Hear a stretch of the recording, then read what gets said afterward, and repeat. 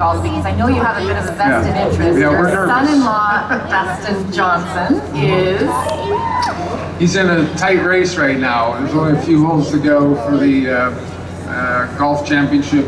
I guess probably similar to the Stanley Cup. There's only a few holes to go, but it's going to be touch and go. Next week is the Ryder Cup, which is similar to our World Cup of Hockey, which in the United States is so big and so exciting. But you know what, it's been fun for me. There's nothing ever going to replace what I had in the game of hockey. It's the greatest game in the world, and I loved every minute of it.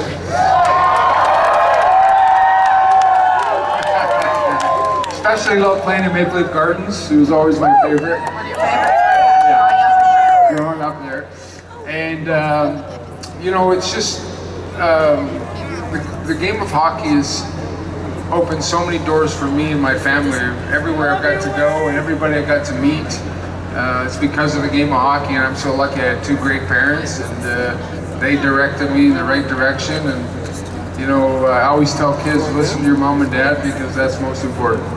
Well, speaking of kids, one of the neat wrinkles of this World Cup was Team North America, the 23 and unders. Right. And I think at the beginning a lot of people were like, what? That's a gimmick, it won't work. They ended up being the darlings of the tournament. What did you make of the talent on Team North America? Well, the two surprising parts of the whole tournament have been the success of Team North America and now Team Europe.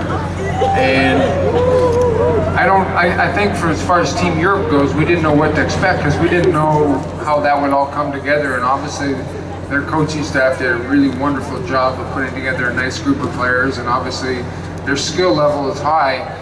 And I live in LA, and I know Anze Kopitar really well, and I know Anze is a very, very solid, good hockey player.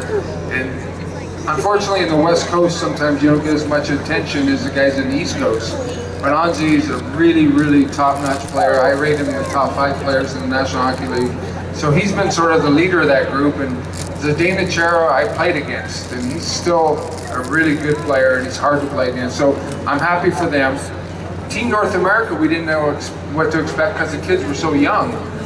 But I'll say this, they played with enthusiasm, they played with heart. Connor McDavid, to me, is going to be one of the best players I ever played in the NHL. And I think the people in Toronto should be really excited about this young guy, Austin Matthews. He's pretty good. I think I could come back and maybe score a few goals if I could play on a line with those two guys. Could you believe some of the plays he made, Austin Matthews, that one on his knee where you're kind of like... It's really amazing, and I say this whether it's golf or baseball or tennis, hockey, athletes today are so much better. They're bigger, they're faster, they're stronger. These kids are just really dynamic, and more importantly, they're good kids. They understand what goes along with being in the NHL, and that's passed on from people like John Beliveau, and Gordie Howe, and Darryl Sittler, and Bobby Orr, and Mark Messier, and you, all the way down to guys like Crosby now, and Bergeron, Jonathan Taves, and now we got this new crop of kids that we saw play for Team North America. And that's what makes our game so wonderful, is when you think that the talent might be over, better talent comes along and nicer people come along. And it keeps making the National Hockey League even better than what it was 10 years ago. Okay, agreed. So last night, pretty special, Canada-Russia. It never gets old, that rivalry, does it? What did you make of that game? I just think it's big, and this is one thing I think Canadians should take a lot of credit for. We've shown our game worldwide, and we've expanded our game. And since 1972, and for you people who are too young to remember, 72 was one of the greatest hockey miracles ever. We've grown our sport worldwide, and yet we haven't taken away from growing our sport in our country. And I just think our team and our players and our Canadian kids are better today than they were 10 years ago and 20 years ago. And as advanced as the other countries are getting in hockey, for whatever reason, our country and our kids are even getting that much better. And I think that we could have put 2 teams in this tournament and done very well. I don't think you'll get any disagreement from this crowd, that's for sure. So a Canada-Team Europe final, kind of intriguing. Intriguing. I think people wanted to see USA or Russia, but this is something new. It's like parenting, you know, my parents parented differently than I do. you got to go with the times, you got to go with the flow, and this Team Europe deserves to be there. Ralph Kruger's done a remarkable job with this team. I really like what they're doing. Has it taken a little bit of the zest out of it, not having Sweden or Russia or US maybe, but once they drop the puck for game one, that enthusiasm and energy will come back. I look for it to be a great series. All right, so you enjoy it now as a fan, but let's think back to you playing internationally. Actually, I think for you, the first time would have been World Juniors as a 16-year-old. What do you remember about that? I remember I was crying on Christmas Day because I was staying in a hotel room and we were playing that day. And it was the first Christmas I missed from being from home. And I called home, of course my mom and dad said, don't worry about it, you got a hockey game at 1 o'clock. And so from there I went. But I played with a group of players who were older, Tony McKegney and Wayne Babbage and Ryan Walter and Rob Ramage and all these guys who went on to be great NHL players. And I was a baby, I was a kid. But they treated me so nicely and treated me with great respect, and they were good to me. And I loved every second of it. We played in Montreal and Quebec City. I had the most fun I've ever had playing hockey. Canada Cups were to come after that, 81, 84, but there's one goal in particular from 1987 that I don't know if anyone here is old enough to remember, and I think we might even have it.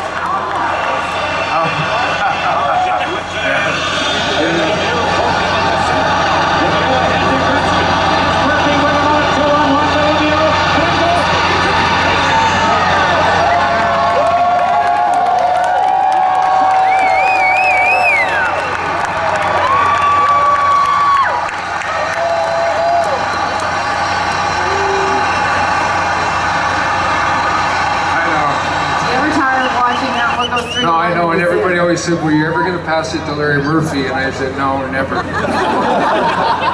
He was never going to get the puck. But, you know, the amazing thing about it, the series is we lost game one in Montreal, and we got on a plane, we flew we landed in Hamilton. And I remember saying to someone, you know, I wish we were playing game two in Maple Leaf Gardens, because I loved Maple Leaf Gardens and I loved playing there. And it was an NHL city, and I just thought, well, how's this going to work in Hamilton? And as it turned out, it just became such a spectacle, and it was so sincere. The fans were so into it, and it was this little building. It wasn't very big, but everyone was so into the game, and the atmosphere was so remarkable that turned out to be, as history repeats itself, it was a wonderful time for all of us. All right, another wonderful time, 2002, Salt Lake City. You as the executive director of the team, and such a special moment. First gold medal for men's hockey in 50 years. I think we all remember that. Now, it wasn't easy though, along the way. We lost game one, and that was very disappointing, obviously. We played, each team had to play one game an hour outside of Salt Lake City. We played our second game against Germany, and we lost, we won 3-2. And I remember I got in the car, there was Bob Nicholson, who was the executive director, Kevin Lowe, Steve Tambolini, and Lanny McDonald. We were in the car, and I remember thinking, wow, is our team any good? Did we pick the wrong guys? I mean, we lost game one, and we only beat Germany 3-2. It's not very good. And it was Lanny McDonald turned to me and said, you know, this is a really good group here. You're going to be fine. This is going to be wonderful. And as it turned out, as the tournament went on, as Canadian players do, they gel together, they come together. They understand the importance of playing for not only the NHL, but for their country. And our team, as we went along in the tournament, we got better and stronger and more aware. And ultimately, we ended up winning gold medal. Remember that speech, though, that you made, where it was like, you know, everybody is against us. Well, it's true. Against You know, the world. when you leave the country, you go to another country for a tournament, everybody wants to beat Canada. And that's a good thing, because it shows you what people think of our game and how much respect they have for us, not only as a game, but as a country. So they want to beat us. And I just spoke from my heart that I felt like, you know what, we're in this by ourselves. It's our team and our country against the world, and we're going to have to come out on top. And then, of course, Vancouver. To do it on home soil. I know I saw you a lot in Vancouver during the Olympics. The golden goal by Sydney Crosbi. Just what that meant for Canadians to do it in Canada. Well, for me, it was my favorite Olympics. I played in '98. I was part of '02, and I went to Torino in '06. But 2010, I got to go as a fan. So it was the first time I went to curling, I went to skiing, I went to all the events, figure skating, and I really enjoyed it just as a Canadian citizen, as a fan. So when I got to the gold medal game, obviously I was rooting and cheering for Canada, but I had no sort of personal interest in the fact that I wasn't working, so to speak. The pressure that those players had in 2010 was probably greater than that of 2002, because we'd won once, but it was on our home soil, it was in Vancouver, it was in Canada, and people wanted us to win, they expected us to win. And as it always happens, the Canadian players, the best players rise to the top in the most important, crucial moments. And when Canada needed Crosby, he scored the big goal, and that was the difference in winning a gold medal and a silver medal. And I understand you're going to be putting the skates on again soon. The Heritage Classic between the Edmonton Oilers and the Winnipeg Jets is going to be happening October 23rd in Winnipeg. And I believe there is an alumni game that you're going to be a part of. Yeah. Have you been I don't know how out there on skates? Yeah. How much do you play? No, Much? I have a bag of equipment, and I skate once a year, and every time I put my equipment back in the garage, I go, you know, that was a lot of fun, I'm going to do that again, and I don't get it out for another year. You know, I'm just not as good as I used to be, as simple as that. And so it's not as So you're much just the fun good for- one yeah. now, not the great one? Is that what you're telling me? I'm the really okay one now, not even good one.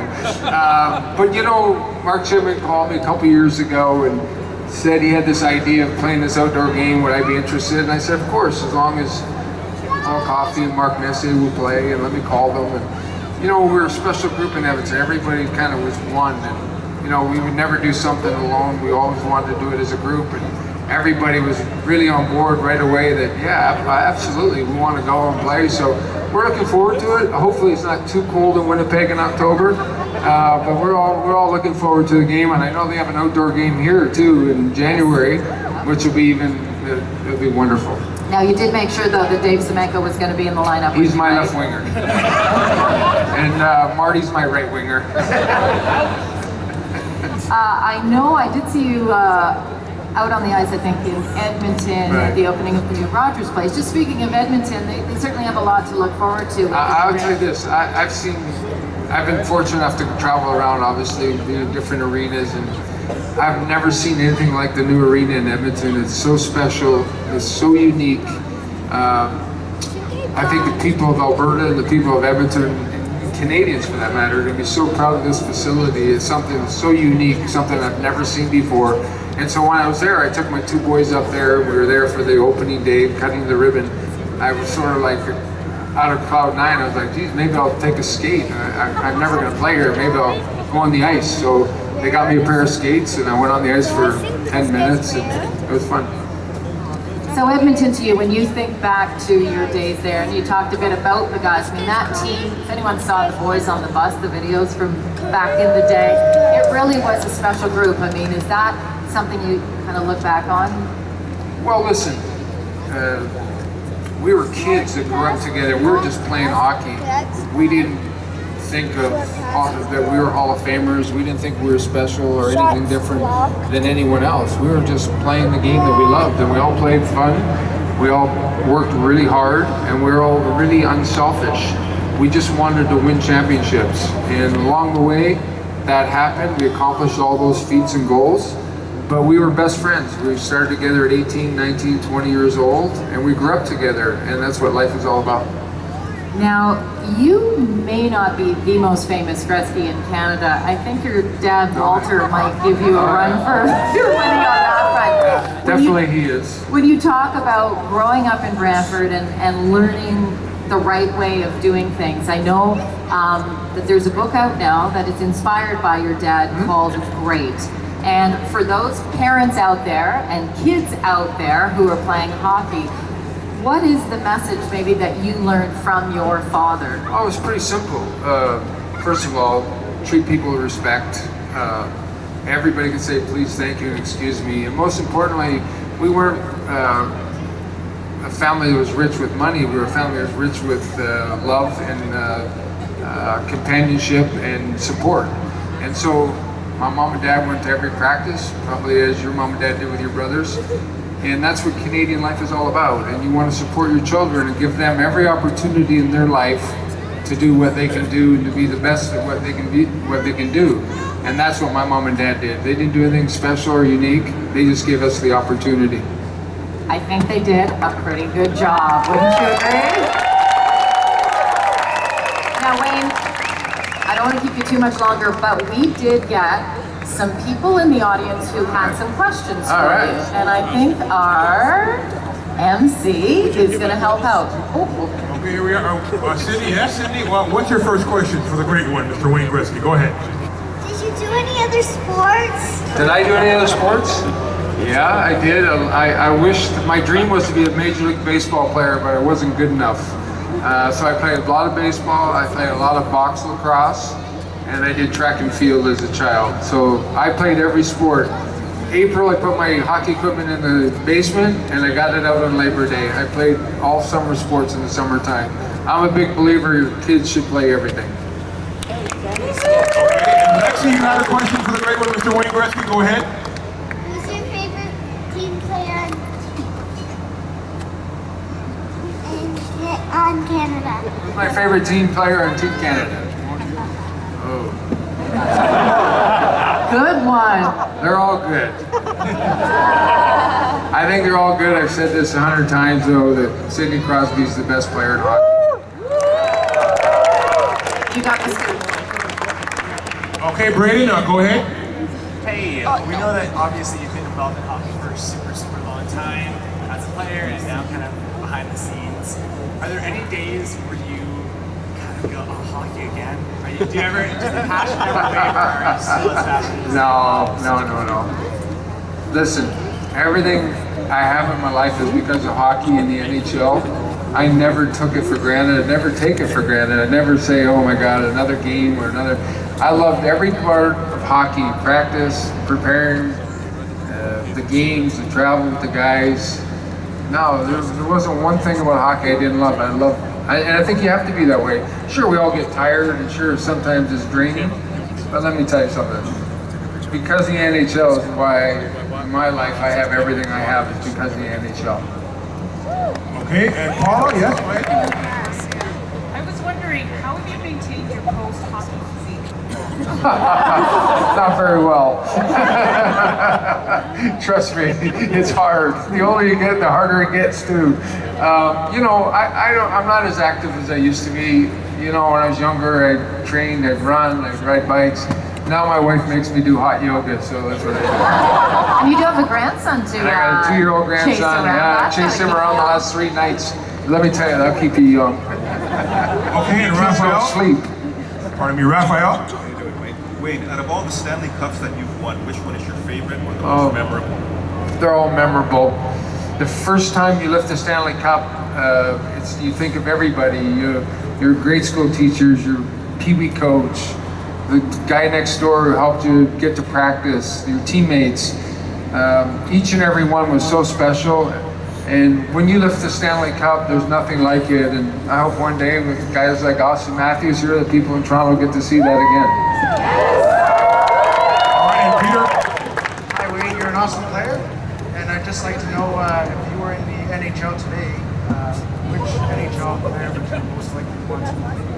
Well, right now, I play between Matthews and Connor McDavid. They're pretty good. I think I know where to go. They get the puck, and I would know where to go. Trust me, I'm pretty smart. Okay, Gus, go ahead. Which was your favorite NHL city to play in? I loved them all. When I lived in LA, I loved it. I loved playing in New York, St. Louis. Of course, Edmonton was home for me, and I loved every minute of it. When I went on the road, there was only one place for me, that was Maple Leaf Gardens. Okay, Steve, you got the last question from the audience. Go ahead. Hey Wayne, how do you think the game has changed since you last played? Oh, it hasn't changed a lot. What's changed is the players are better. And they're just better athletes. They're bigger, they're stronger, they're faster. And that's a good thing. You know, 20 years from now, they're going to be better than they are today. And that says a lot about our coaching, youth hockey in Canada, the United States, worldwide. It's just a better game today. These guys are big and strong and agile and fast. I'm glad I played when I played. My son said to me, how would you play today? how do you think you do today? And I said, I don't even want to think about it. Well, we are so glad that you did play when you did and played as well as you did, because it certainly gave all of us here wonderful memories of your career, and just thrilled to have you here in Toronto back to see us.